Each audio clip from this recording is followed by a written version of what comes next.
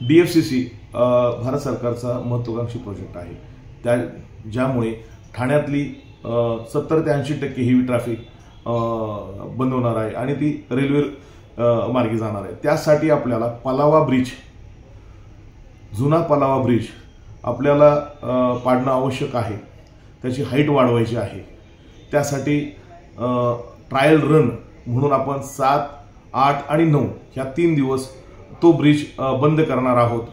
त्यानंतर त्या ठिकाणची आपल्याला जी ट्रॅफिक आहे ती डायव्हर्ट करणार आहोत। एक तर ती ट्रॅफिक आपण जुन्या ब्रिजमध्ये पैकी एक जो ब्रिज आहे त्याच्यावर डायव्हर्ट करणार आहोत जाणाऱ्या ब्रिजवर, आणि जी पलावा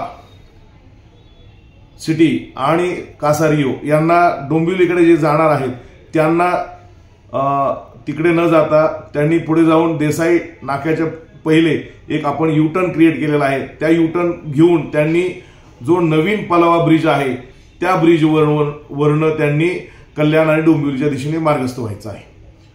त्या दरम्यान आपण 3 दिवस पूर्णपणे हेवी ट्रॅफिक सकाळी 6 ते रात्री 12 वाजेपर्यंत त्या ठिकाणी हेवी ट्रॅफिक पूर्ण आपण बंद करणार आहोत।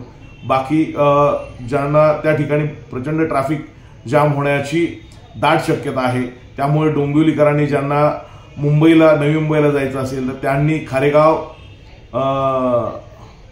त्यांनी मोठागाव, मानकोली, खारेगाव मार्गे मुंबईला जावं।